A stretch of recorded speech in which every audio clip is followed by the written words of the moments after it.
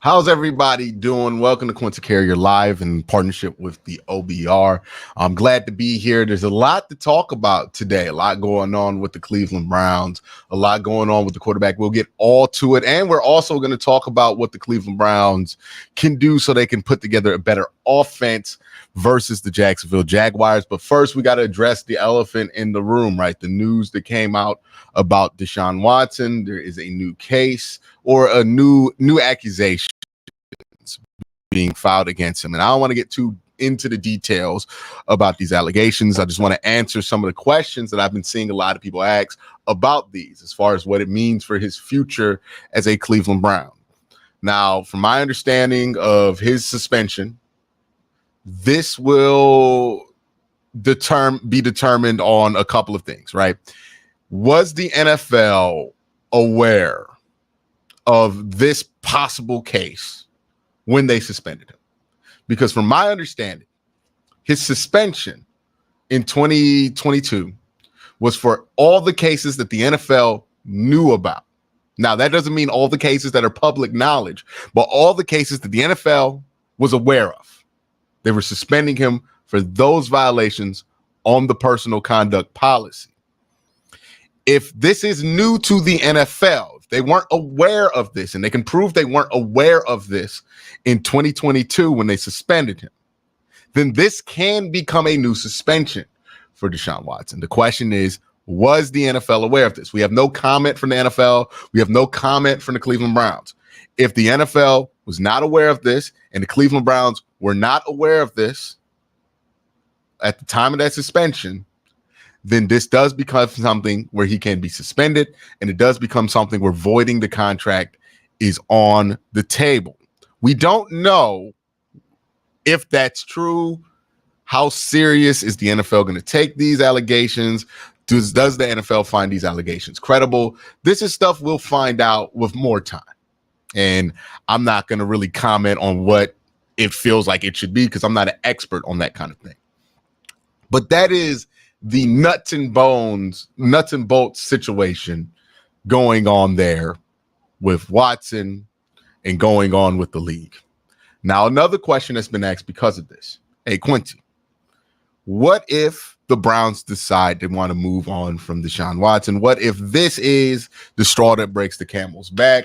What if this turns into a situation where the NFL does decide to put him on the exempt list and suspend him? What does that mean for the Cleveland Browns' future? Well, look, I think the Cleveland Browns are actually kind of prepared for this happening.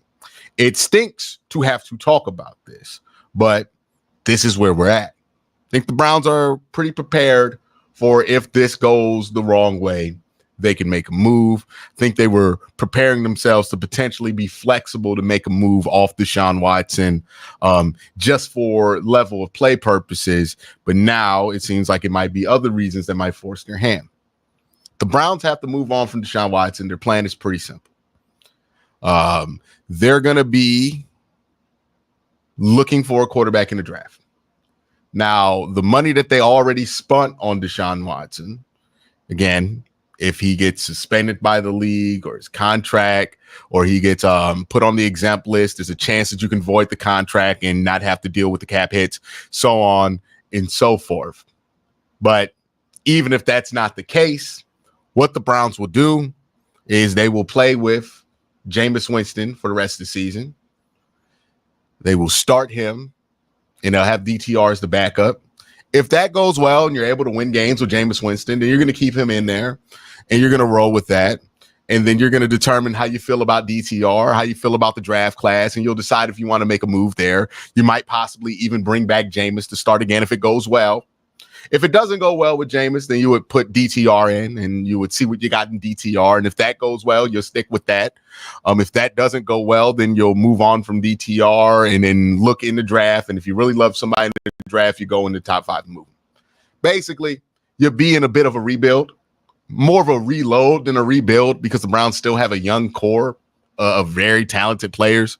So you're talking about resetting for maybe a season. Longest it could be is maybe 2 seasons that you will be resetting for. And then hopefully you're aggressive. You find a new quarterback. That quarterback works out, and then you go on and go off. My only thing about finding a new quarterback, if it does come down to this for the Cleveland Browns, and again, this is a big if, right? We don't know what the future holds for this case. We don't know if this is something that we're going to be talking about in a couple of weeks. We don't know if this is going to be something that dominates the storyline for the season. There's no telling. There has been situations in past seasons where stuff like this has come out and it's not turned into a big story. The allegations this time are a little bit more serious than some of the other times, so that might change things. And also the timing on this is definitely interesting. So with that being the case, I think this is one that you take a little bit more seriously, but I don't want to take it as fact. I don't know. I have no idea what's going to happen here, but that's kind of what you would do. It would be a bit of a reload. It would be a bit of a reset. You would try to get younger at some positions, right? I mean, some of this stuff's probably going to happen next year, regardless of who's playing quarterback.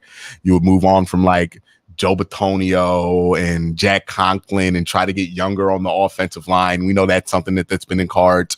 Amari Cooper would be somebody you would move off of to get younger at wide receiver.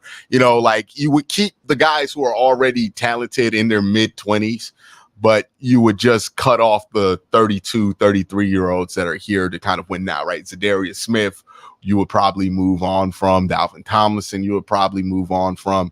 The older players you would make a step away from, and then you would try to add young players to fill that. The good news is that the Browns do have their first round picks back for this year, next year, and the year after. That is significant because the Browns in the NFL, you can only trade 3 first round picks at a time. If the Browns needed to trade 3 first round picks again, I know we don't want to jump into a scenario where they trade 3 first round picks again. But if they needed to trade 3 first round picks again, then they could. Right, because they have all those picks available. They have the resources they need available. If they feel like there's a move at quarterback that they feel like is worth pursuing, they could go out and make.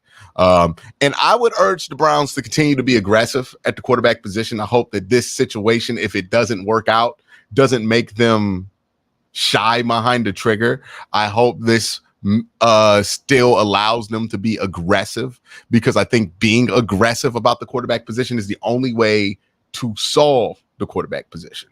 I am not a fan of doing half measures to replace quarterback. We're seeing a lot of teams do half measures to replace quarterback, right? We're seeing the Pittsburgh Steelers do it right now. I don't think that's a good solution. I think that's a recipe to end up where the Browns were for the last 20 years. I would rather swing and miss on a big draft pick, on a big a free agent or something like that. I would rather swing and miss than keep trying to sneak and get a quarterback in the back end of the first round, or sneak and get a quarterback in the third round. Every once in a while, a team gets lucky and they get a quarterback in the second round, or they get a quarterback in the fifth round, or they get a quarterback in the fourth round. Every once in a while, it does happen. But the vast majority of quarterbacks that are successful in the NFL are drafted within the top 10 of the draft. It's intentional. You take a chance, right?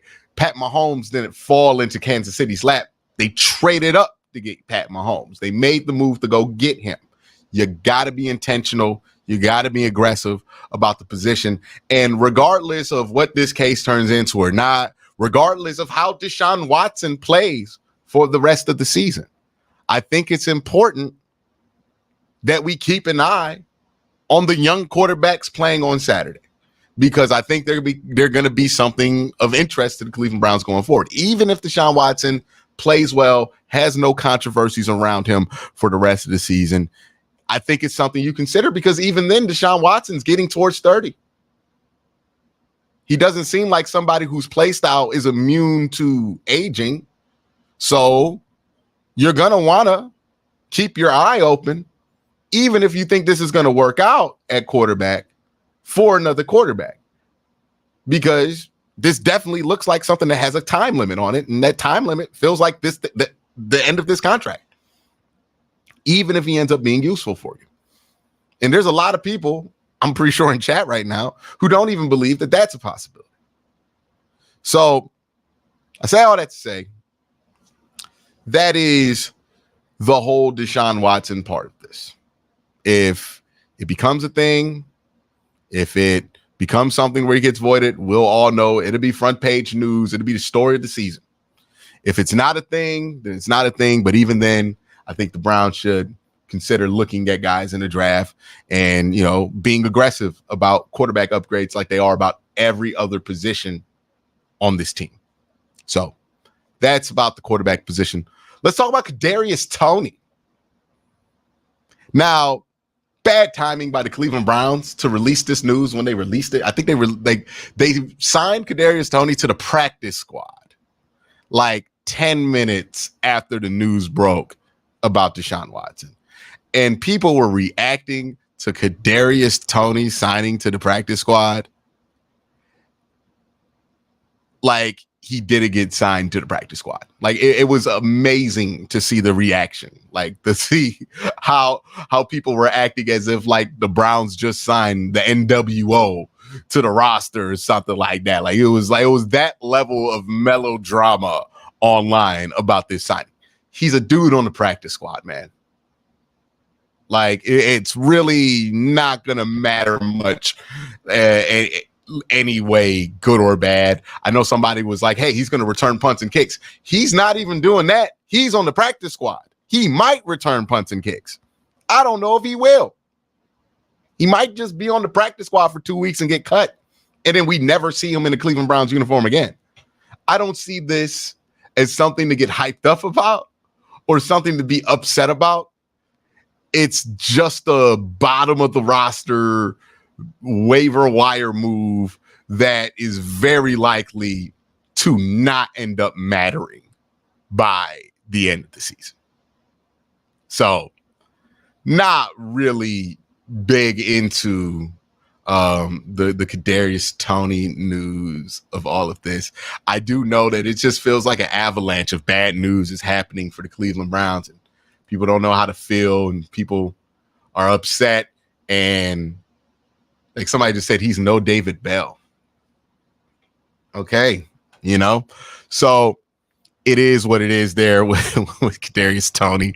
I just felt like that was more of a victim of bad timing, how people reacted to that news. And we got to face it, man.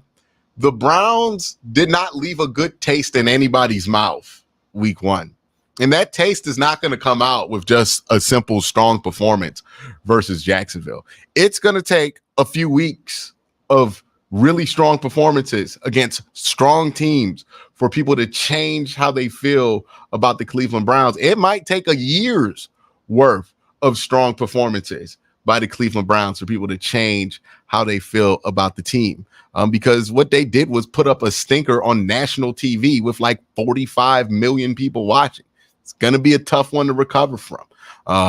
And it starts this week versus the Jacksonville Jaguars. So let's talk about that game. Let's talk about what the Browns could do going forward and how they can get better. And we have to do that by looking back into what the Browns did wrong in this game versus the Dallas Cowboys. First thing that went wrong against the Dallas Cowboys, penalties on the offensive line or pre-snap penalties. The Browns had 14 possessions last week. 14 offensive possessions. 14 times to score the football. They had gotten behind the sticks 8 out of 14 drives. They scored, I think, touchdowns on 2 drives. So 8 out of 14 drives. They got behind the sticks. Of those 8 times in those 14 drives that they got behind the sticks, 7 of those drives, they got behind the sticks because of a penalty. 7 times. The reason they're behind the sticks is because of 50% of all of their drives were behind the sticks because of a penalty. If you don't believe them, I'll read them out to you. James Hudson, first drive, ineligible receiver downfield. DeJuan Jones, a false start on a 4th and 2. Completely kills that drive. You get a sack on the 3rd drive. That's not a penalty. So that's the one time. Every other time, David Njoku holding on like a 10-yard Jerome Ford run. It turns a 2nd and 5 into a 2nd and 14. DeJuan Jones somehow got illegal formation. DeJuan Jones was bad in this game, by the way. Then you get a sack, but also a penalty on that sack for illegal formation. So even if you didn't give up the sack, you would have got the penalty. Illegal shift, again on Amari Cooper. And then another illegal shift after that. 8 times you got behind the sticks. That's more than 50% of your drives. And 7 of those 8 times, it was because of penalty. Self-inflicted wounds. You beat yourself. You played yourself. What's the obvious solution for next week? Don't do that. I know it sounds painfully simple, but the answer is just that simple. Don't do that. That ain't good. Please don't. Stop it. Gotta be more disciplined. I think a lot of this was because the Browns have not played a ton of snaps together. They haven't played a ton of snaps in the preseason. They haven't played a ton of snaps in training camp. They haven't played a ton of snaps, period, together. They look like it. Like, let me know in the chat. Did this team look like a team that was comfortable playing with each other? I didn't see it. I didn't see a team that looked like they're used to playing with each other. The defense looked like a team that's used to playing with each other.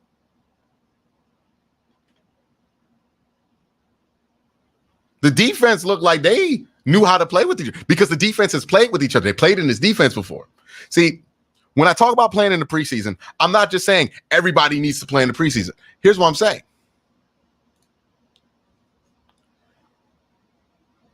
If you have a new offense with a new offensive coordinator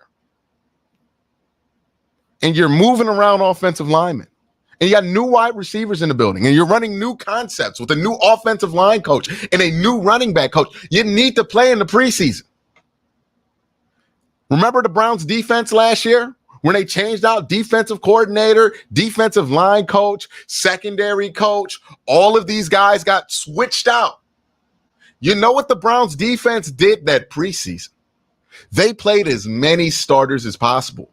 They made sure that everybody who could practice. They didn't hold guys back. They didn't want to prioritize being healthy for week 1 and sacrifice preparedness. They played Cedarius Smith in all 3 preseason games last year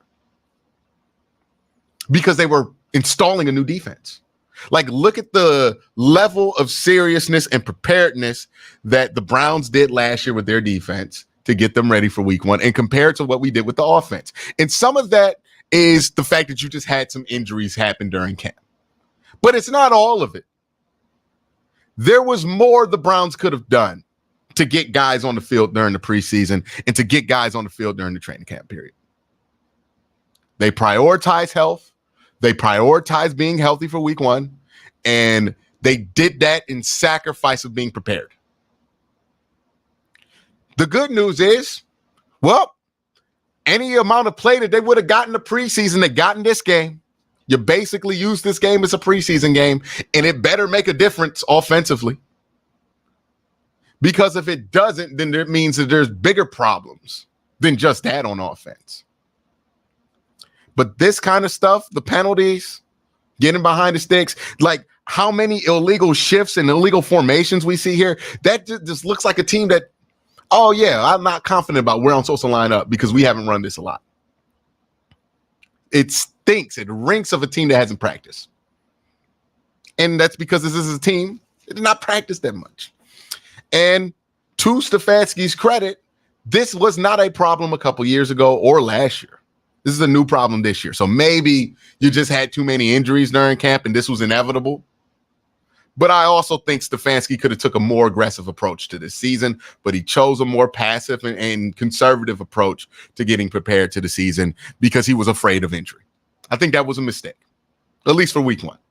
Again, you turn it around this week, you win a bunch of games after it. Nobody cares about week 1. But as of right now, it showed itself in week 1. Everybody who says not playing in the preseason, it doesn't matter. This is why it matters.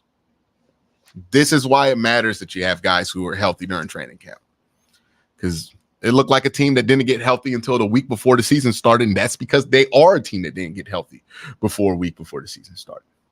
So, number one, if you want to fix the result from last week, you want a better result against Jacksonville in Jacksonville, you got to fix this kind of stuff. You got to fix this kind of stuff. This kind of stuff can't happen. You can't have 50% of your drives get behind the sticks because you're getting pre-snap penalties. Cannot happen. You could deal with the holding call every once in a while. You can deal with a false start every once in a while. You can't deal with this level of penalties. I think they had like 10 in the first half. It's a ridiculous number. It's a ridiculous number. So that's number one. Got to cut down the penalties. If you just simply cut down the penalties last week, I think that game's significantly more competitive. You don't feel great about it because I don't think the offense looks good simply because you don't get the penalties. But it's not an embarrassment. But the penalties push this thing into an embarrassment. I think it was very possible to beat the Cowboys, even with a lackluster offensive performance. But that level of penalties, I mean, you kind of forced your defense's hand there. And to credit the defense, they're going to be a heavy part in winning this game because this defense was lights out against Dallas. Look, they gave up 17 points that were their fault in this game. 2 touchdown drives and 1 field goal. Every other point that was scored by Dallas, the ball was given to them in Cleveland territory, which means they were in scoring range. Every other possession. And even then, the Browns forced field goals for the rest of the game. I think the Browns didn't give up more than 60 total yards for the rest of this game from the 2-minute warning on. That's how good the Browns defense was. There was a stretch there where we thought the Browns could win this game. After the Browns offense woke up, scored a touchdown after the punt return. There was a chance there that we felt like the Browns could come back in this. And how did the defense play in that situation? They played lights out. The Browns had 4 possessions where they were inching to get back in this game after that punt return touchdown, and the Browns scored a touchdown on the end. 4 possessions. In those 4 possessions, they gave up 32 yards and 2 first downs in 4 possessions. 31 yards, 2 first downs. The defense was begging you to get back in this game. The defense did everything they could to keep this a close ball game. The defense was ready for the comeback. Offense never showed up. While the defense only allowed 2 first downs, I think the offense might have gotten 1. Might have. And keep in mind, the Browns defense did all of this while being on the field pretty much the whole damn game. The Browns offense couldn't have been high in time of possession. They were awful in time of possession. They were going 3 and out almost every time. And this defense still stood tall. They got 2 touchdown drives. One of those drives I felt like was earned by Dallas. The other drive, CeeDee Lamb, Dak Prescott connect on a crazy catch and throw. And then Juan Thornhill gives someone because he's not paying attention. That's not replicatable. I'm not really worried about that. This defense is what people thought it was, but you got to give them something. And the offense gave them negative something. Like, I'm convinced if the Browns offense never takes the field Sunday, the Browns would lose by less points because that's how negative the offense was for most of the game. So, defense, I feel strong about them being able to play well against this Jacksonville Jaguars offense that tends to struggle and be hot and cold. They're going to play well. They're going to get pressure on Trevor Lawrence. We know what that does to him. They're going to create some opportunities. They're going to give the offense the ball. Now, the question is, what should the offense do with the ball? What do y'all think the offense should do with the ball? Seriously, what do you think the offense should do with the ball? when they get it? Should they hope that Deshaun Watson plays better, or should they adjust? I think they should adjust to league trends. We saw last week the lowest scoring opening week in football history. We saw last week over half the league's quarterbacks throw under 200 yards. You know, Deshaun Watson did not throw for many yards. I believe he threw for like 170. He was 19th in passing yards, which means 11 other quarterbacks who started threw for less yards than Deshaun Watson in that game. And he didn't throw for very many. I'm not saying this to pump up Deshaun Watson. I'm saying this to tell you that the league overall, nobody is having success throwing the football at the same rate that they were a couple of years ago. Like, we've gotten used to a world where 4,000 yards passing is mediocre and 5,000 yards passing is the bar.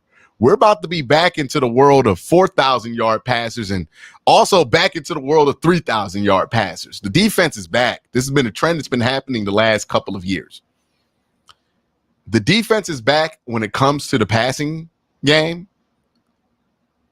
So you got to adjust. And I think the Browns got to run that ball a lot more. I think running the ball, especially in the second half of this game, they had a lot more success. I know a lot of people get on Jerome Ford because of the carry he had earlier where he missed the outside lane. He was reading his block, so he cut inside.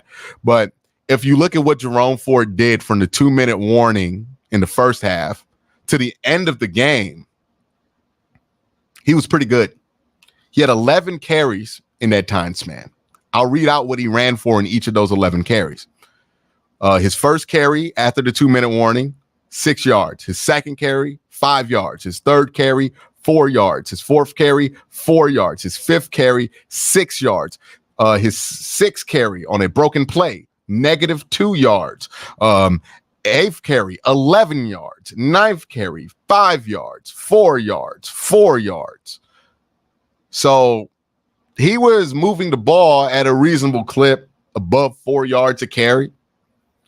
I think the Browns were doing some interesting stuff with their run plans, with the run scheme, to get guys like DeJuan Jones in a better position to run block, to get Wyatt Teller in a more powerful position to run block. And I think that that works for this team. The Browns have to go back to what their identity is. They have never been a great team under Stefanski when the quarterback is throwing more than 35 times a day. It doesn't matter who the quarterback is. They've never been a great team when they are throwing over 35 times a game. So what that means is that you got to throw the ball less. You got to rely less on throwing the ball. I would say give the run game a try. Try to establish it. A lot of the Browns' trickery, it doesn't work anymore because they can't establish the run game without Nick Chubb. Because a lot of their trickery relies on you fearing the threat of them running the ball. Well, when Nick Chubb's not there, there's no inherent fear of the Cleveland Browns running the ball, which means no one's going to care if you're play actioning. No one's going to care if you're trying to deceive them and go one way or the other. You got to establish Jerome Ford. You got to establish this run game. Deontay Foreman didn't get a single carry in this game. Now, again, granted, the game got out of hand pretty quick, but still, I think they need to establish the ground game. I think they need to run the ball significantly more. And I think they need to make it a point early on to run this ball and try to establish it. Now, Jacksonville does have a solid run defense, but I think it's worth a try. So that's my first thing. I think Jerome Ford is better than a lot of people give him credit for. I would like to see them try to establish this run game here. Now let's talk about Deshaun Watson as a player, as a passer. What went wrong in this game for Deshaun Watson? I've watched this game 3 times. I watched the broadcast twice. I just went through the all 22. I've broken down all of Deshaun Watson's throws. I've done the review. I know it. I've watched it. I've seen it. I've looked at it from every angle. I've thought about it. What didn't Deshaun Watson do well in this game? I would say a couple of things. One thing he did worse than I saw him do last year is his poise in the pocket. He flooded that pocket far quicker than he used to in 2023. He was out of there at the first sign of trouble. And because he did that, he missed a lot of throws that could have been there if he just stayed there in structure. He's got to fight the urge to roll right, to roll left. He has to condition himself to stand in the pocket, step up and make a throw. Even if somebody's in there, even if it's crowded, even if you feel pressure, he's got to step up and throw. This offense is not designed for him to scramble left and right. It's not designed, and there's no offense that's successful that's designed for you to scramble left and right. You got to play the quarterback position from the pocket. It doesn't have to be everything you do, but it has to be your bread and butter. You got to play it from the pocket. You could do some stuff outside, but that stuff has to be extra. You got to play it from the pocket. Because when he was in the pocket, there was stuff there. He's got to be more confident in that pocket. I've seen that trend with Deshaun Watson just far too often for me to like. With him stepping out of the pocket, rolling out, he's got to stay in the pocket. There's stuff there. There's plays to be made. Jerry Jeudy could be running wide open over the middle of the field, but that angle isn't going to exist if you flood and run away from it and turn away from it. It ain't going to be there. And you're going to be wondering what's going on, why that happened. It's no mistake. It's no mystery. So for Deshaun, stay in that pocket. Make throws in that pocket. That's the improvement that I want to see from him.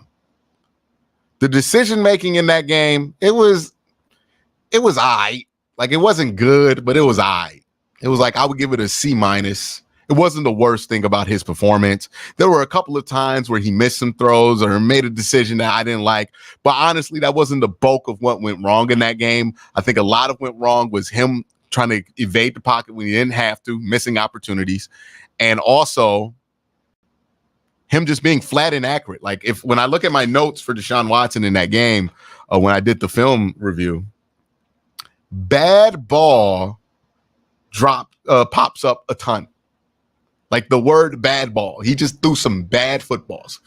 Okay decision, bad ball. It jumps up a lot with him in this game. So maybe that's rust. We're all tired of the rust. I get it. Maybe that was whatever he was going through this week. I don't know. But he threw a lot of bad footballs. Inaccurate footballs. Inaccurate in ways that he's usually not inaccurate. Like, we've seen Deshaun Watson throw a bunch of balls in the dirt, but I have not seen him be inaccurate because he's overthrowing guys by a mile. That to me felt like he wasn't used to playing with the adrenaline of being in a live game. So if the problems with Deshaun Watson that manifested on Sunday are some of the minor things that some people are pointing to, right? He didn't play a ton in the preseason. He didn't get to play with his guys much. He didn't get to play with the ones. The offensive line wasn't great. He was going up against Micah Parsons. If that's what you want to tell me for why Deshaun Watson looked like that on Sunday, then you have to believe that he needs to make a significant improvement next week versus Jacksonville, because now those excuses aren't there.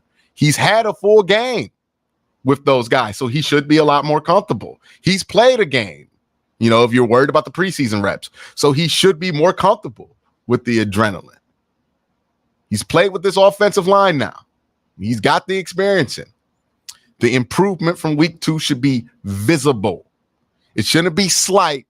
It should be obvious. If it's not obvious, people are rightfully going to be worried because some worrisome stuff there. If this is who Watson is for the rest of the season, and I don't think he's going to be this bad, but even if he's just a slightly better version of what he was Sunday, that's not good for the Browns, because this Watson that we saw Sunday was worse than Watson was last year. And I thought Watson was above average last year, but make no mistake, I didn't think he was like Pro Bowl quality last year. If he's not even that good, then what are we doing?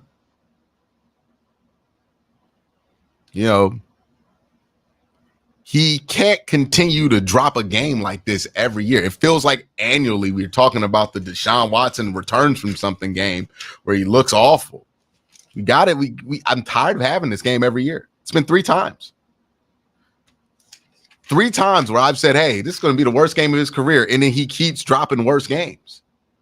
It doesn't happen frequently. He's not dropping these games back to back. But every year, once a year, like clockwork, he just drops a bomb.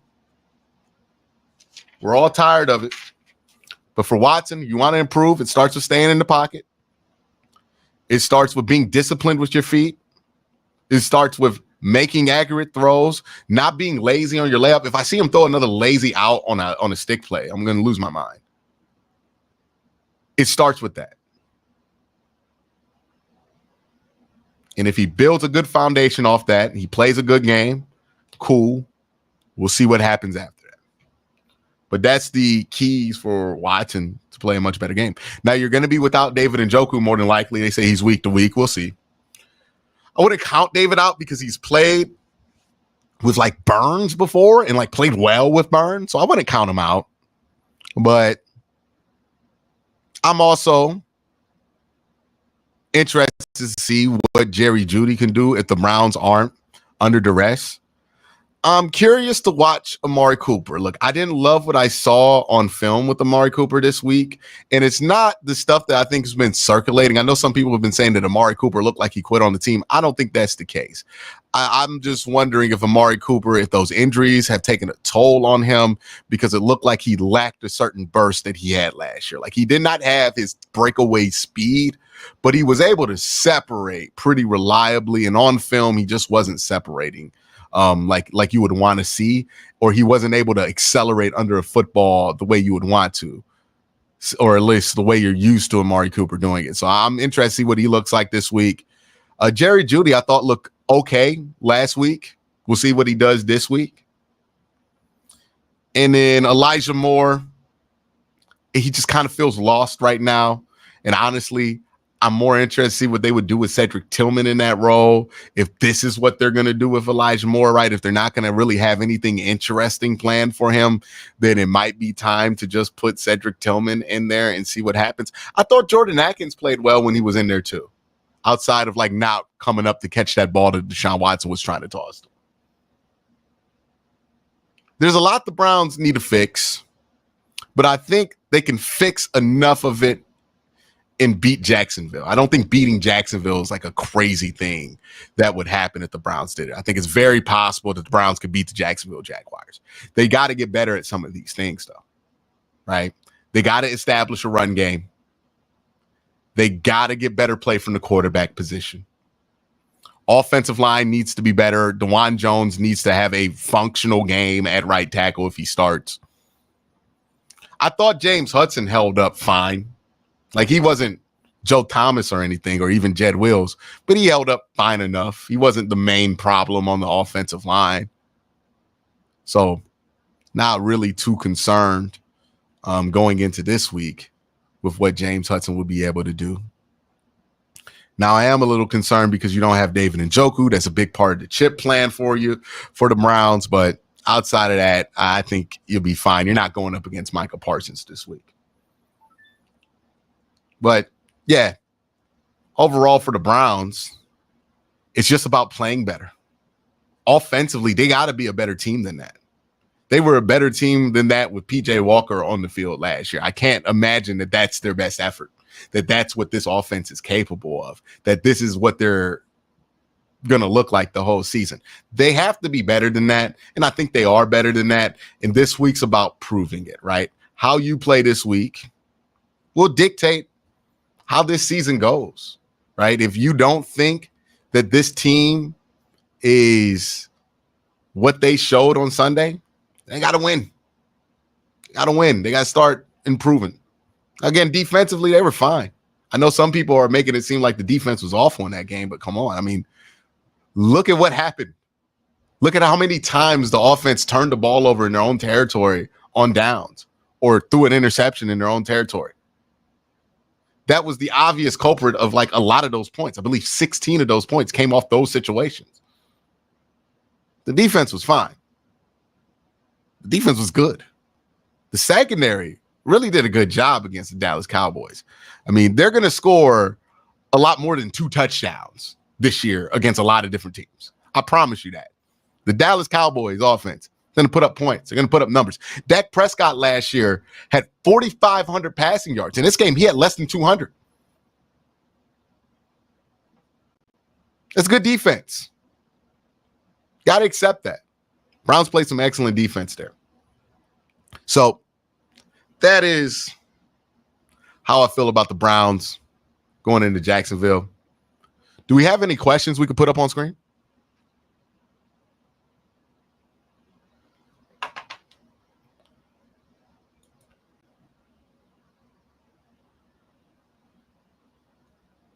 Yeah, CTG says, I think Greg Newsome had himself a really nice game. I would agree with that. Q, what's your opinion on the lack of RPOs in motion? Could it be the result of a dumbed down game plan for week 1 without their left tackle and minimal preseason expectation, or could we see more as the season goes? I'm going to be honest with you.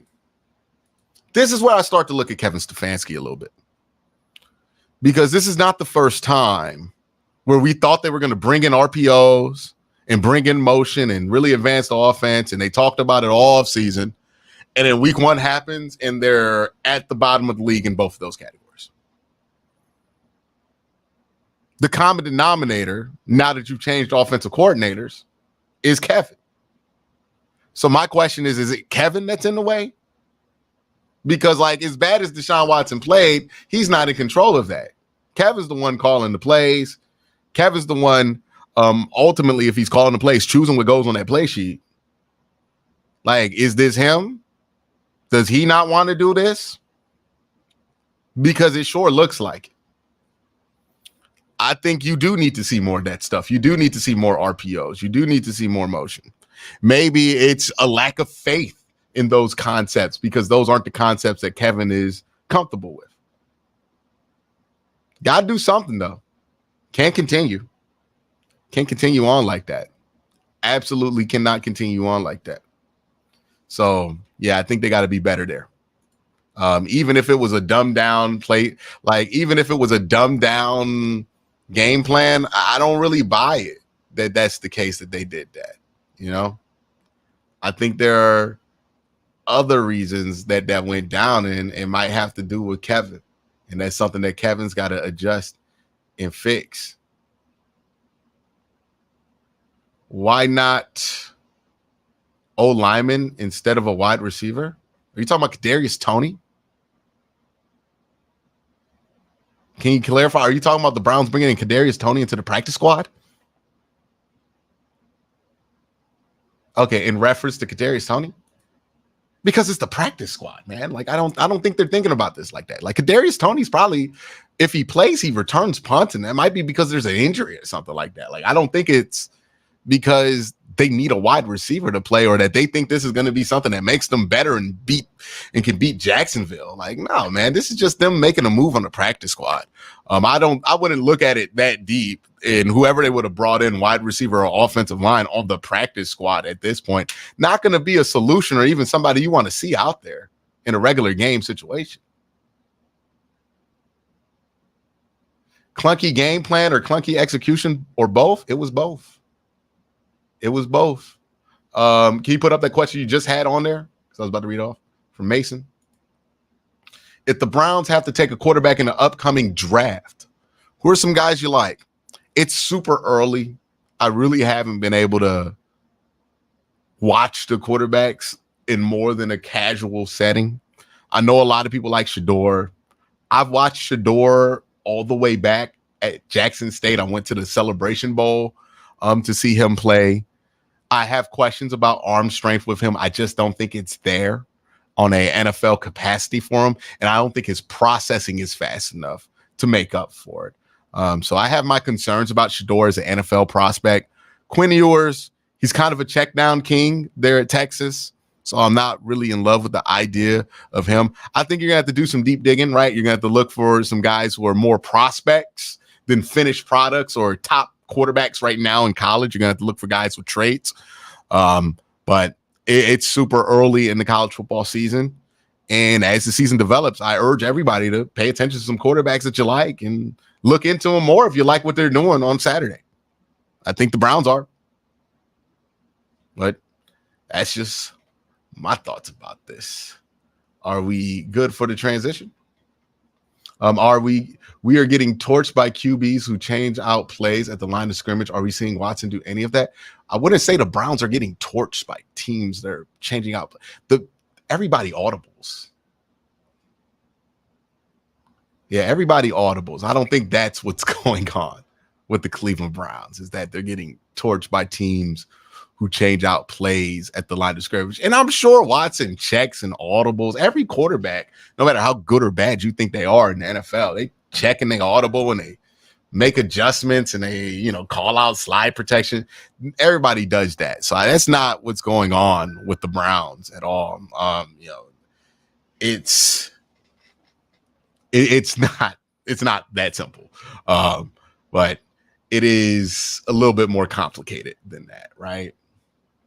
So Vaughn Robinson says, am I just a prisoner a moment, or has Andrew Berry missed on a lot of players with character issues? I think Andrew Berry has taken some risk with some players with character issues. There's been some hits. There's been some misses. There's DeJuan Jones who had character issues. We feel like that worked out. Even though he had a bad game, I expect him to bounce back. There's Perion Winfrey who did not work out, right? We'll see what happens with Mike Hall. He's still technically on the team, and he's on the exempt list right now. So we'll see what goes on with him. And we'll see what goes down with Watson. Obviously, it doesn't feel great. But yeah, they've taken risk with character issues. Some of them worked out. Some of them haven't. But I want to remind you, the vast majority of the players who are good on the Browns don't have character issues. Right? Like Martin Emerson is a draft pick from the Cleveland Browns from the Andrew Berry era. No character issues. Grant Delpit is a draft pick from the Cleveland Browns. No character issues. JOK, draft pick from the Cleveland Browns, Andrew Berry era. No character issues, right? Greg Newsome, fine player, played well. No character issues with Greg Newsome. So, yeah, they've taken their swing there. I would wonder if they're starting to wonder how worth it is to take these chances on guys with character issues when the guys who pan out for them are usually the ones without them. I would consider it, but yeah, they've taken a lot of chances, and I don't feel like they've made a ton of decisions in picking these guys with these character issues that has really justified doing it, or even made it that there's some kind of gaze of being justifiable. Like, it is what it is. So you're saying, can you put on the comment from World's Fastest Fat Man? It's an interesting name there. And then it's the last thing before we head out. So you said the point was Watson is Watson showing signs of using his head and being game aware. I don't see him controlling the game like some teams we have issues with. I don't think Watson's confidence is deriving from, I see this route versus this concept. I'm confident in that route. I'm going to throw it. I think a lot of Watson's confidence in his throws relies on the body positioning of DBs and when he's reading like body language there. So, yeah, I don't think we've seen Watson mentally be as sharp as he was in Houston. I think that's a fair point to make there. But I don't think that's been the issue for the Browns defense. Like, if you want to make that point about Watson individually, I do think it's valid. When you try to connect it and say quarterbacks who can audible at the line of scrimmage are the reason the Browns defense aren't playing well, when the Browns defense is playing well, that's where I disagree with you. But that's going to be it for me on this show. I'm going to transition this show into the next one. Barry, Fred, y'all have a great day. Take it over. Thank you, Quincy. Appreciate it. Great show as always. I'm Barry McBride. I am the publisher of the Orange and Brown Report. With me, the legend, Fred Greetham, who's been out in Berea doing beat reporting on the Browns for a little while, couple years out there. He's done. If you are not familiar with us, if you've joined because you wanted to hear what Quincy has to say, we've been doing OBR Weekly for quite a while. We have not coordinated our messages with Quincy, so we may say some things that are a little bit different from from what Quincy has to say. But we are here to talk about the events of yesterday. And first thing I'm going to do is I'm going to ask Fred how he's doing. How you doing, Fred? You are on mute, good sir.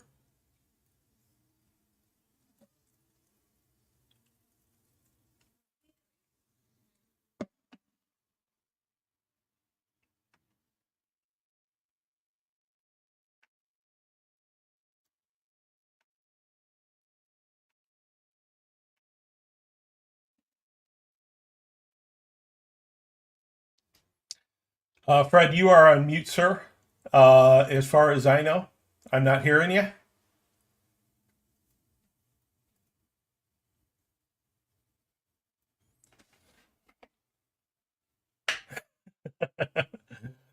World's fastest fat man says Fred on mute is still smart.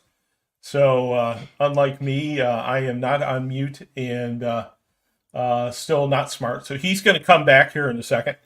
Leave me to try to explain what the heck happened yesterday, which I am not prepared to do. I have to get up every morning and write the OBR Newswire, and my take on things was that it was a little bit humiliating what happened yesterday. Obviously, huge problems on offense that Fred and I are going to get into. And we will do our best to try to explain them here. Are you audible now? There, I hear you, Fred. I hear you, Fred. I'm here. All right, you're sounding a little echoey, but we'll go with it.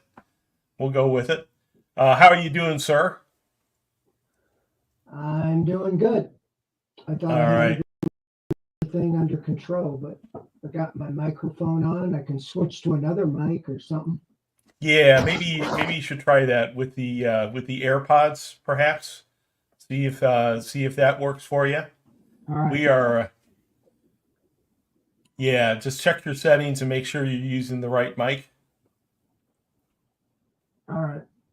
All right.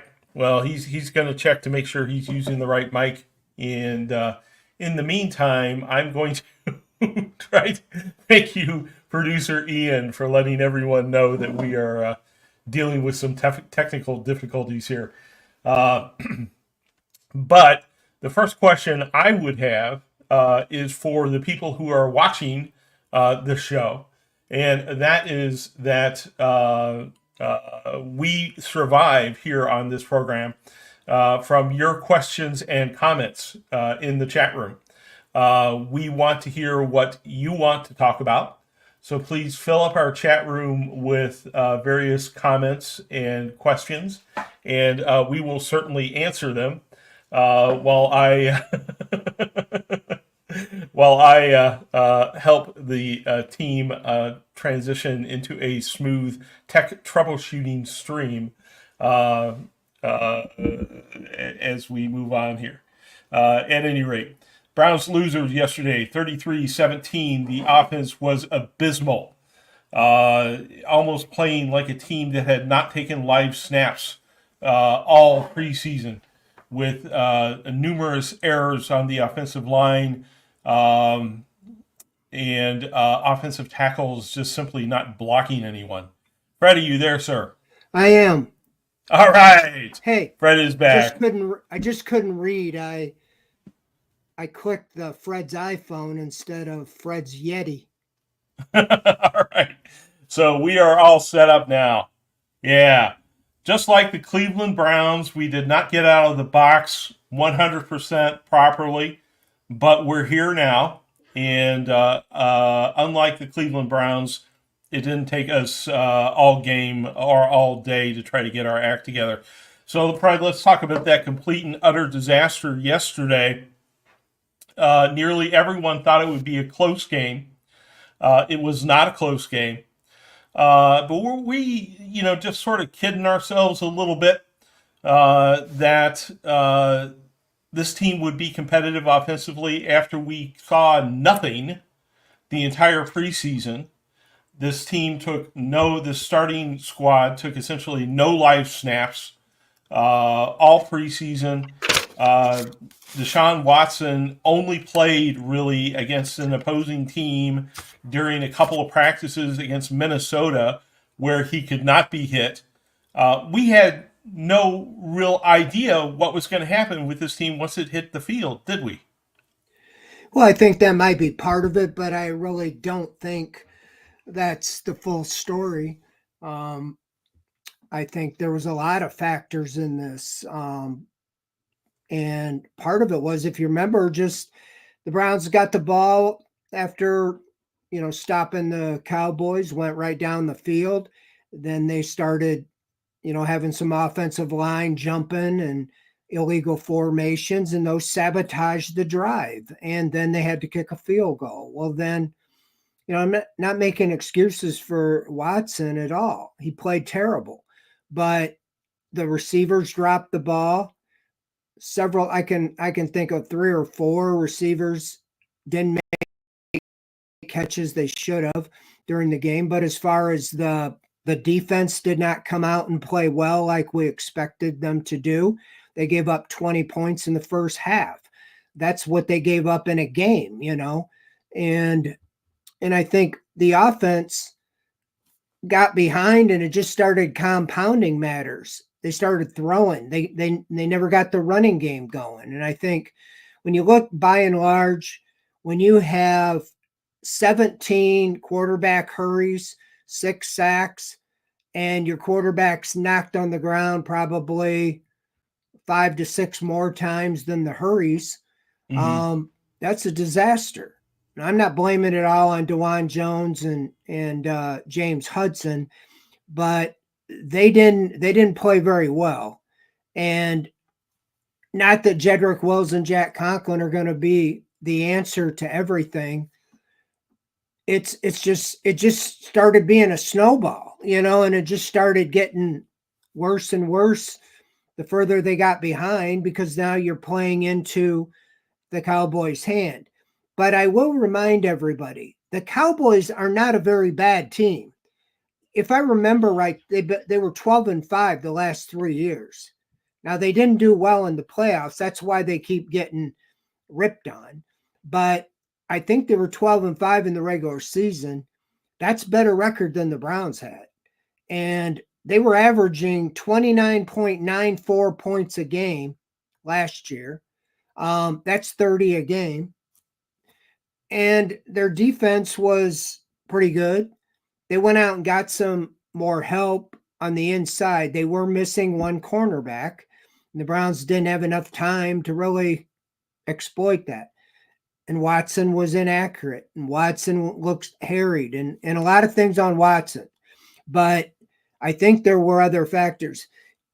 Let's think about a year ago. Browns played the Bengals.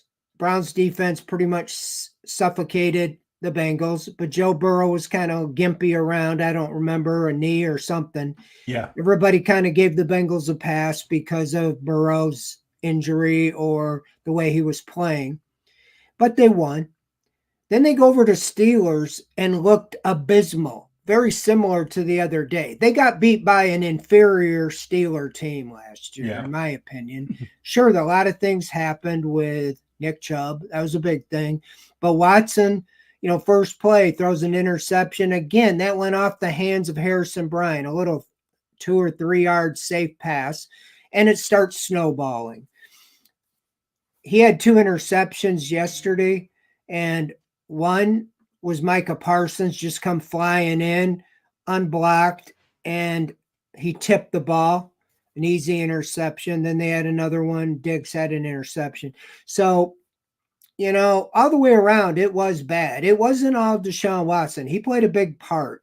And I hear people saying, yeah, but good quarterbacks, great quarterbacks go up and above and beyond when they have a lousy team. Well, I don't know about that. But yeah, he played bad. And he's going to have to play better. I wrote it last week. It's on my Fred Greetham 9 pinned Twitter feed. For the Browns to get where they want to go, Deshaun Watson is going to have to start paying dividends on what the Browns invested to get him. No excuses. There's no excuses, injuries, anything. So he's got to stay on the field, but he does have to play better than that. I mean, I said he has to stay on the field. If he just plays average, they can make the playoffs. Well, he surely didn't play average for sure. Right. Yeah, far below it, as a matter of fact. There's some statistics out there indicating, Pro Football Focus, for example, says that there were 40 pressures on Deshaun Watson and said that 22 of them were his fault because he was holding on to the ball too long. But, there's certainly a lot to talk about with the offensive line. And that's what our people are asking in the chat room. There's 4 questions we have here, all about the offensive line. And the first one comes from chat username. He says, is there any movement on finding personnel to help the offensive line? You talked to Kevin Stefanski this morning via Zoom. Did he talk about any changes happening on the offensive line at all? Well, first of all, what do you think? No. He said, I can tell you, you could tell me what he said about Jack Conklin. He's working really hard. Yeah. Him and yeah. Wills are getting really close. You have to think that either both of them are better than the option they have right now at left tackle, but they don't seem to think that, I guess.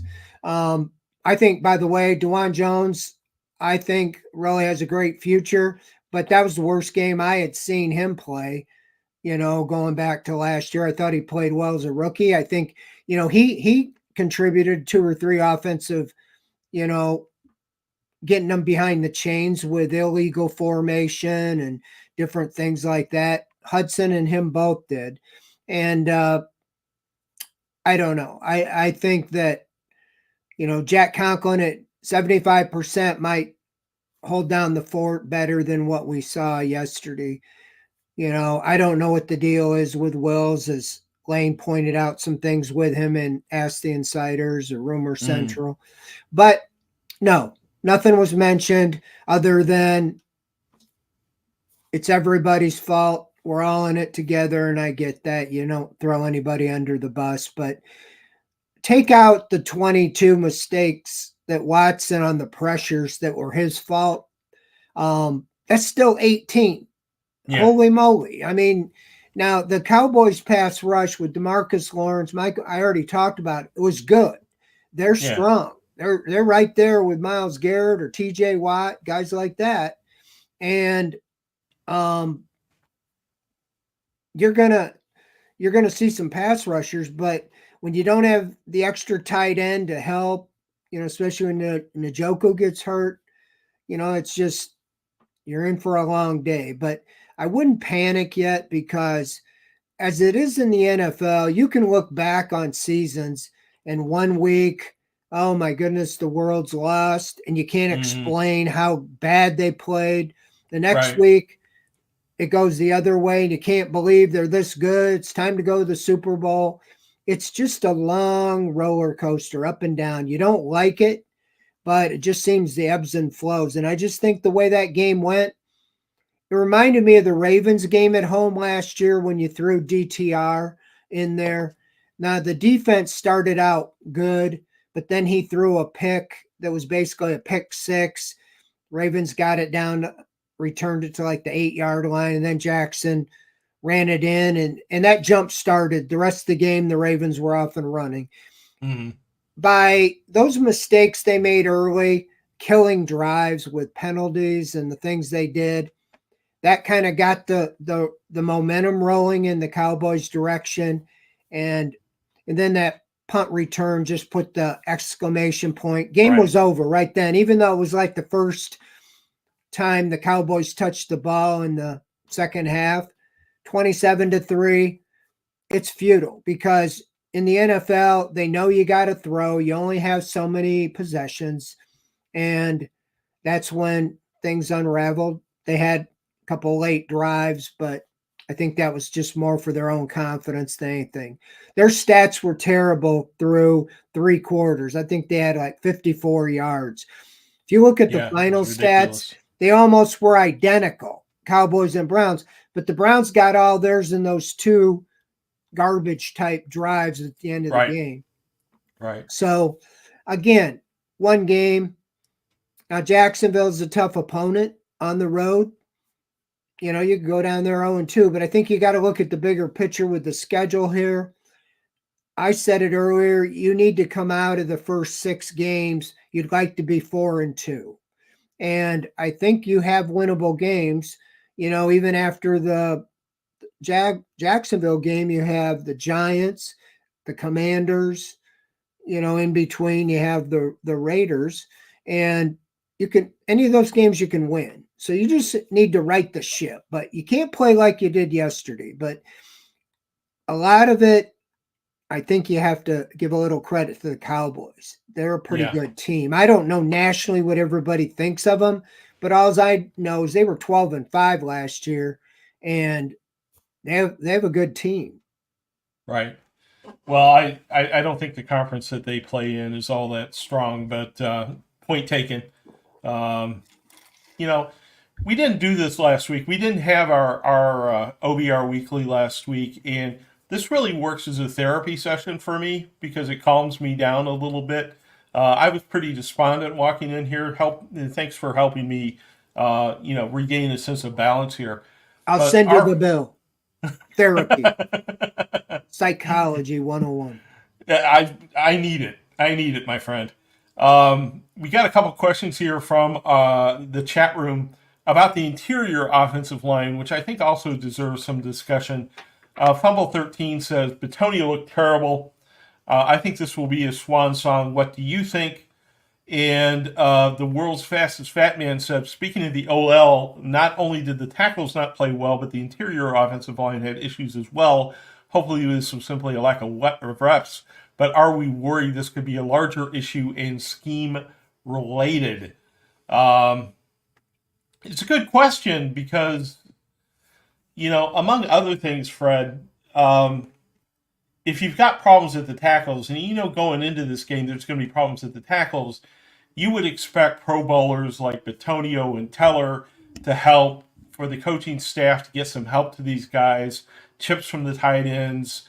We had only 2 tight ends on the roster going into the Cowboys games. Even if the tackles were struggling, you would expect to see them get some more help perhaps than they did. I'm a little bit confused about what we saw yesterday because I didn't see them getting a lot of help either from the interior offensive line or from the tight ends. Yeah, well, you didn't because once Njoku went down, you only had 1 tight end even out there. And right. I don't think he's known for being a blocker, Jordan Akins. Yeah, it's hard for me to judge. I'm not an offensive line guru. Like Joe Bitonio, he's at the point where he's been an all-pro, Pro Bowler like 6 years in a row now. You just kind of get those awards year after year on reputation. It's hard for me to say whether he's playing at a high level or not. I mean, it's only 1 game. I know last year he was banged up all year. He admitted that. He said he felt really good going into this season. Wyatt Teller, another Pro Bowler, and Ethan Posick. I think he's an average, above average center. They brought back Harris. Posick upended, Harris and made Harris expendable. I would not be surprised to see Nick Harris be used a little. Maybe now if Njoku misses some time, Harris might be used as a blocking fullback or a tight end to help. They might do some things like that to help out They got a couple tight ends on the practice squad. I don't know if you can bring in anybody, a veteran off the street that could help you immediately.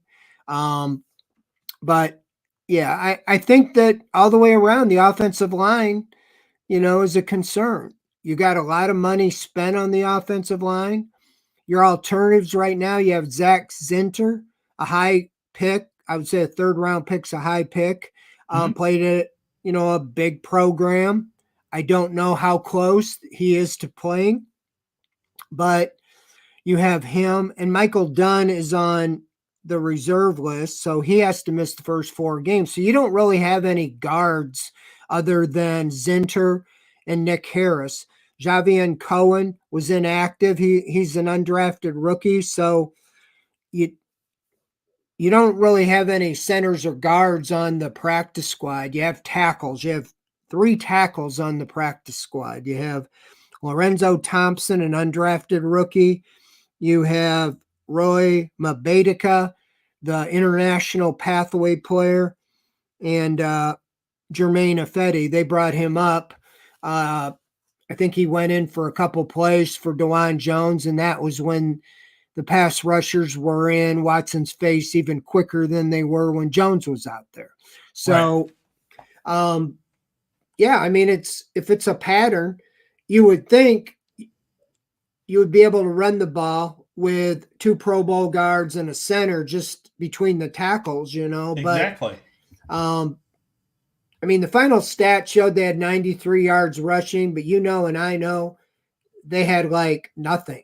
I mean, at halftime, through 3 quarters, they had like a total like 38 yards. So it wasn't good. And they got a lot of them. I think Watson had 31 yards scrambling in the 4th quarter. So they got a lot of things. We talked a lot about the loss of Bill Callahan. Do you feel confident Andy Dickerson is able to get in there and make fixes, or, with the personnel issues or what it is? But we'll see. They chose to go into the preseason or go into the regular season more with health than getting ready by playing or tuning them up. So you might just have to play their way into it and see what you have. But to your point, you talked about all through the preseason, Watson's got to make quicker decisions. I mean, somebody in our staff said that it came out, it was like 3.1 seconds. I know some of them he was running around, but they got to simplify it. And even if his stat line is like 11 for 13 for 60 yards, something like that, just like hut, boom, immediately before anybody's in his face or anything. And I looked at Justin Fields' stat line at halftime. I think he was 11 for 13 for like 59 yards or something. And it's obvious they were just having him throw like flanker screen or immediately and not taking any chances. So if that's what you got to do to get Watson on track, that's not what you paid to bring him here to do, but you got to get him going. He seems like the ultimate rhythm guy. When that drive, that 75-yard touchdown drive, he looked like he was getting back in control. He was quick. And when they were doing the hurry up, they started the game kind of doing tempo. And on that drive, I think they had to, because they were so far behind, but it was hurry up and they were taking what the defense gave them. So I think you got to do more of that. You got to get it together, what he does best and what makes it better with the guys you have on the line. They are what they are. You can't go get a whole new roster right now on the offensive line or wherever. You got to play with what you got. Right. Well, Stephen Glock brings up a couple of good points here.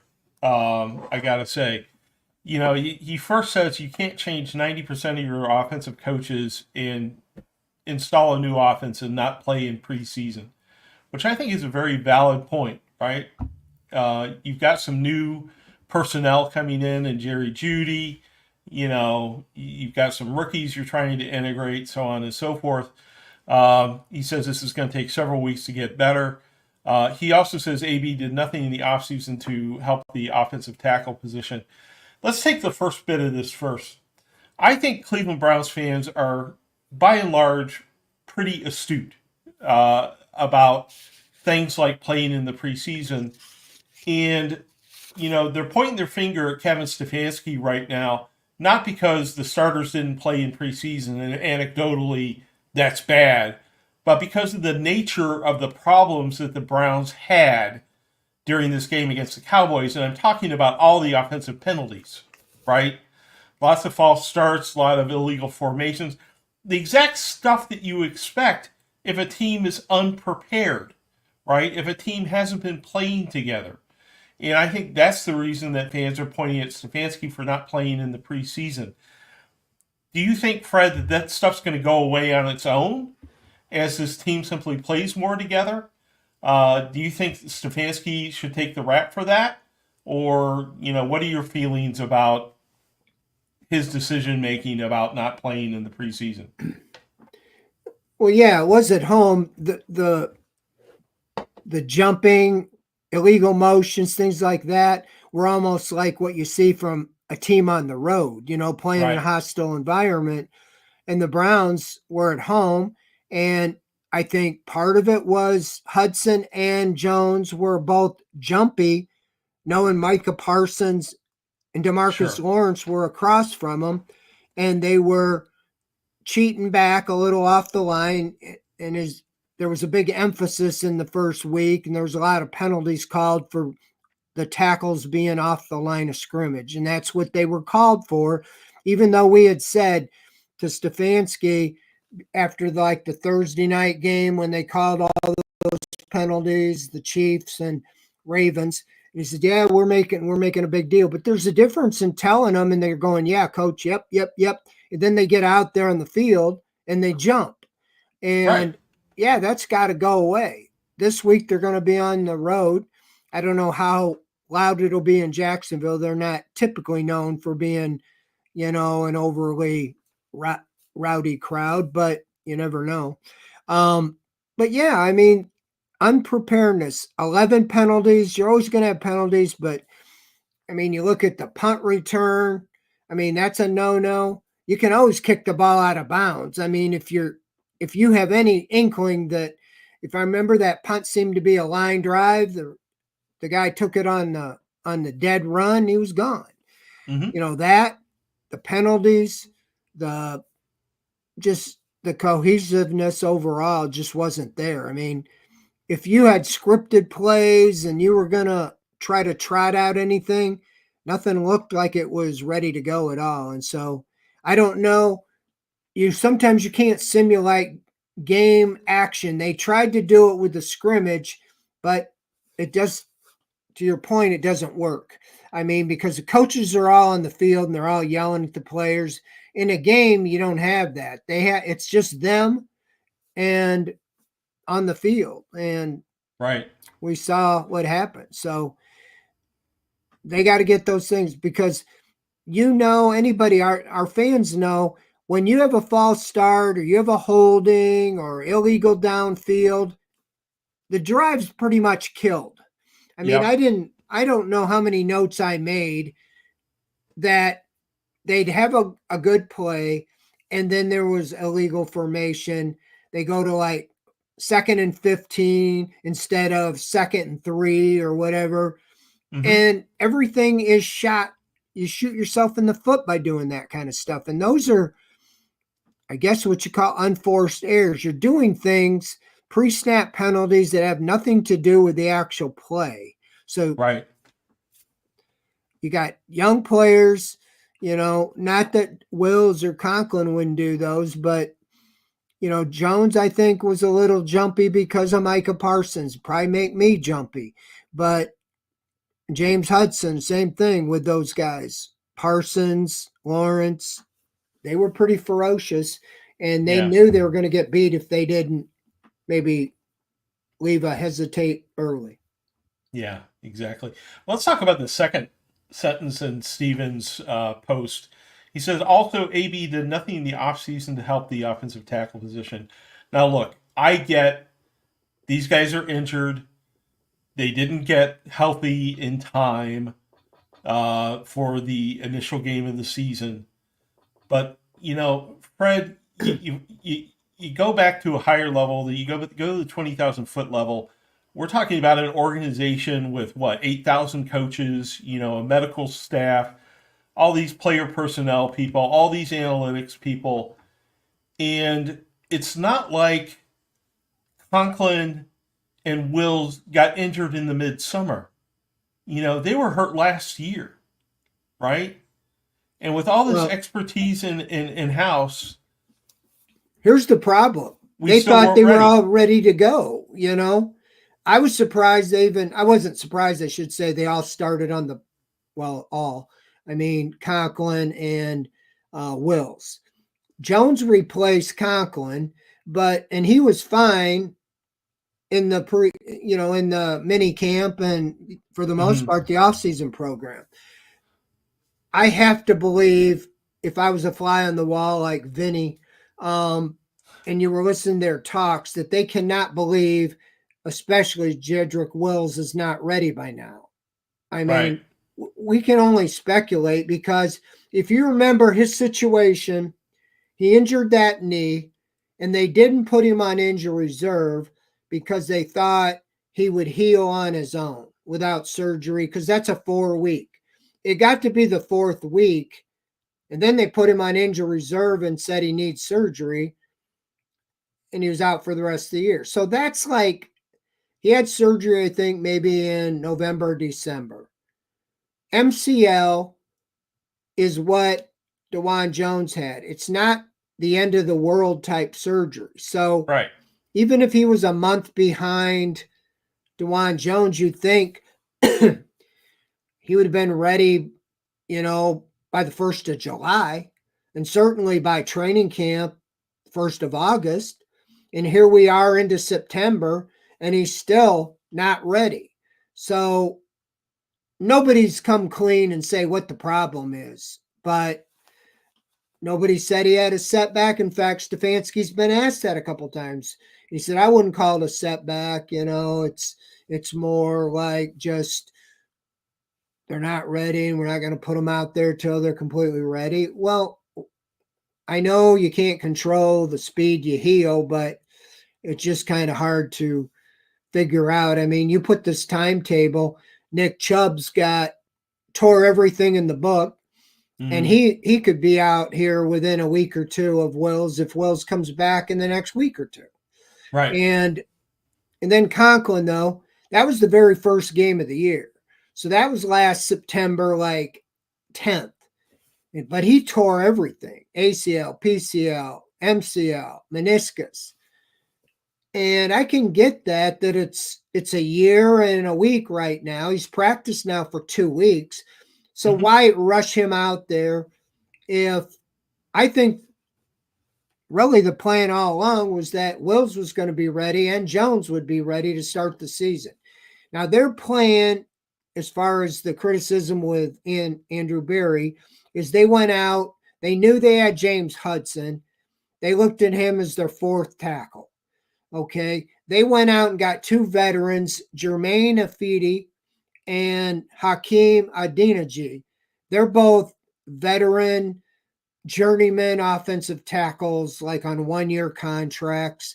Those are the kind of guys you bring in to be your 5th, 6th guys for training camp or depth if something happened. Well, something happened. Those guys weren't ready. So they were playing the whole training camp.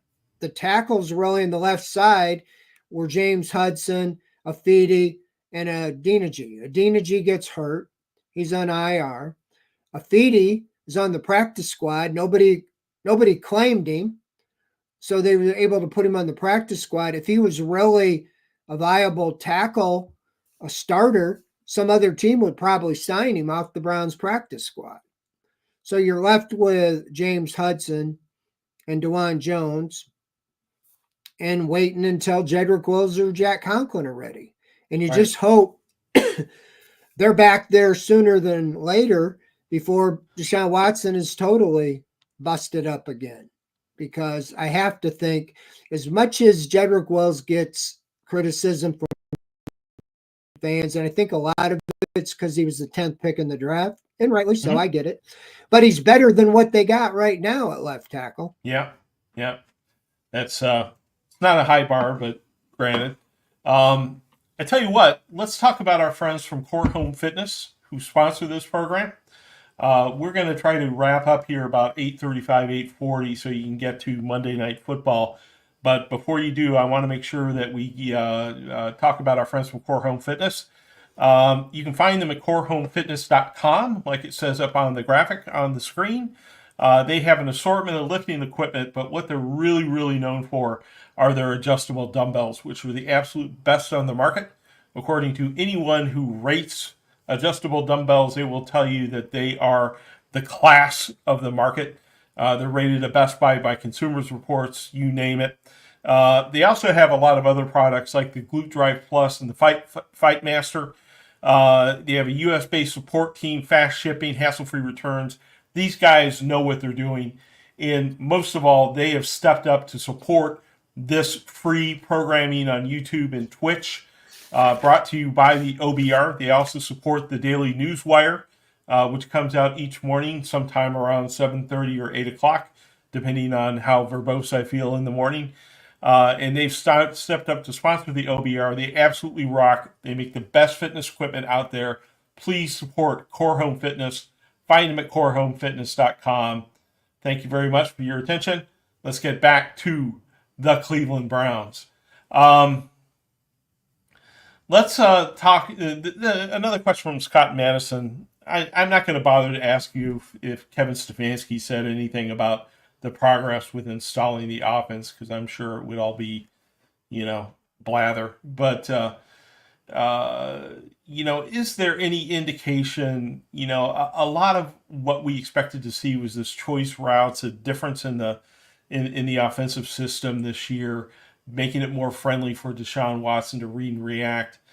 I guess it's safe to say that it would be impossible to tell if there was a change in the offensive system because the execution was so poor on Sunday. You agree with that, Fred? Well, yeah, I couldn't see anything that let me know, oh, okay, I see what they're doing. They need to just go to maybe, if it's going to be like this with the pass rush, they just need to get like one read, just like really quick, just get the ball out. And I think it would help if you had a running game going that, made the defense take pause before they just put their ears back and went full go every play at the quarterback. So you got to dictate it. I think maybe you open, you run Judy across the middle, or Cedric Tillman or Moore, or just some real simple plays to get the quarterback and get the offense jump started. Like I said, they started pretty well. They were 4 for 5, 23 yards, wasn't a lot passing, but he was starting to get in a rhythm, and then you started having penalties, and then it kind of went off the rails quick. So, I'm not going to put all my assessment on one game. You got to, the way I look at that too is maybe a lot of people would get a good feeling if they would have lost 33-31 on the last second, feel like the team's really on their way. I'd almost rather you get blown out than lose by 1 point or whatever, because a loss is a loss, just like a win's a win. So it really doesn't matter. This is an NFC game, so that doesn't hurt you as much as an AFC game. Now, Jacksonville could be a team that you're fighting with to get in the playoffs. Game like this, I'd much rather, if I had to win one of the two, I'd rather beat Jacksonville than the Cowboys. So you go down, you win this game and a bounce back, and you're right where you were last year, 1-1. And last year you were losing Chubb for the season. This year you're on the cusp maybe of getting him back, for the season, in the next couple weeks or so. So, yeah, it's hard to know, what, but I just think they have to simplify things, and you got to think the defense is going to start playing better. They played Lawrence, or was he injured last year? Can't remember. Was that the game that he played even though he had a high ankle sprain and they said that he wouldn't play, and then he played, but the Browns handled it pretty well. I kind of If I think that's remember. what happened. Yeah. But yeah, I think the Browns will be in good shape. I wouldn't be surprised to see them bounce back this week with a win. And then they have a stretch of 3 games that they have a chance to get on a little bit of a streak here. So it's not time to push the panic button. It's time for Deshaun Watson just to get into a rhythm and start playing, at least average, not below average. You can't throw the ball 45 times in a game, and have 169 yards and 2 interceptions. No. The defense has to take the ball away. They still didn't take the ball away.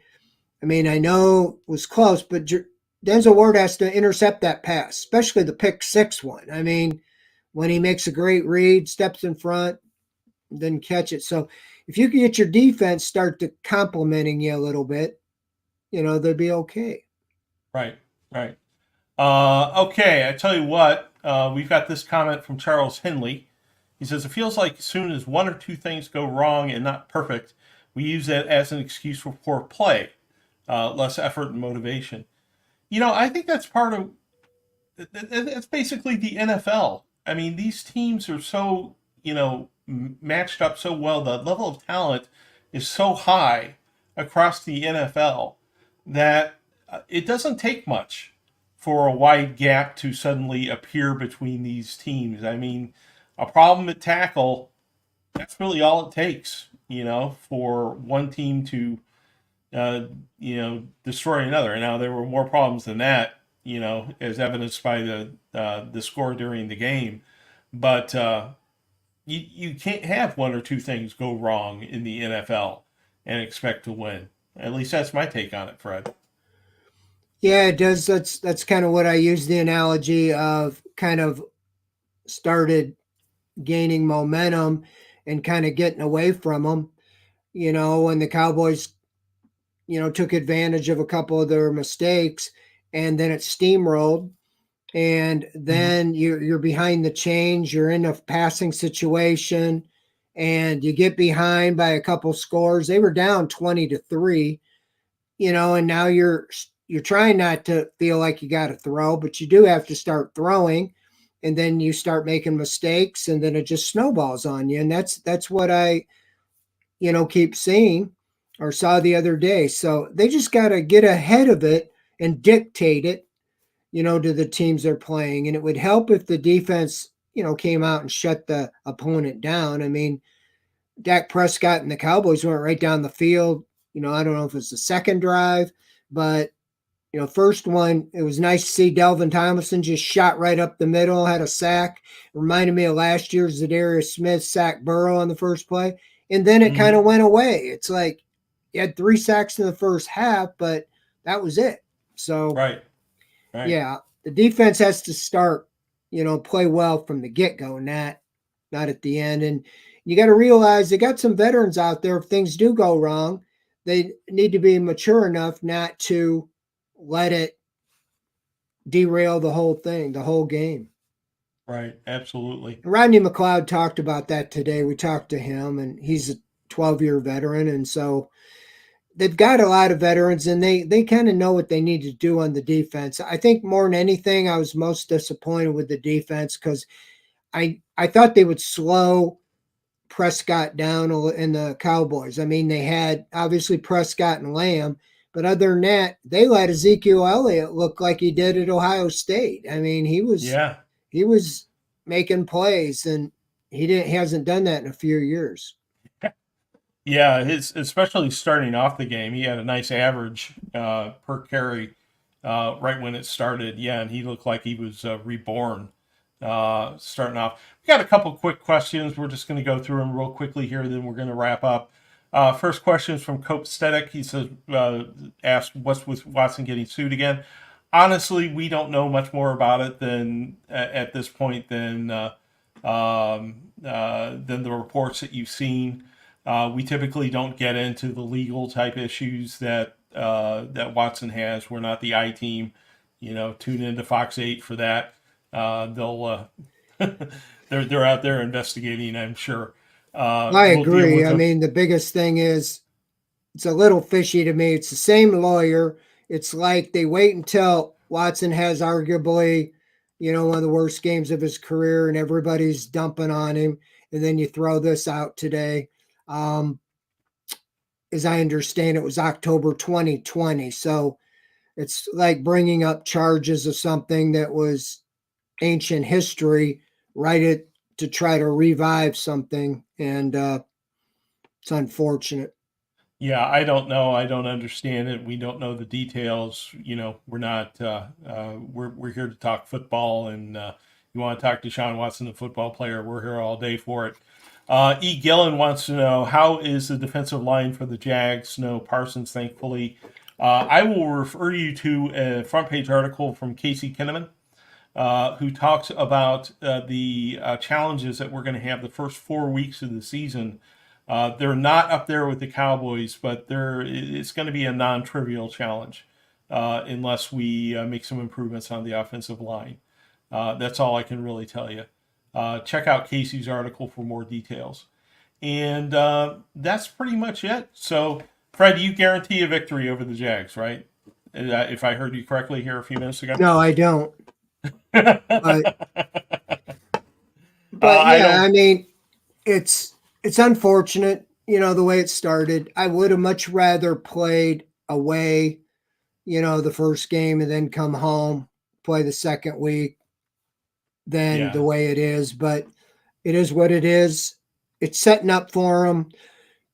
I think this could be a big test for them. It is in the NFL. I mean, these first 6-7 games before they really get into the AFC North, they can get themselves on track and put themselves in a position, I mean, what I saw, the Bengals didn't look, like world beaters. They got beat by a team that I think they should have beaten at home.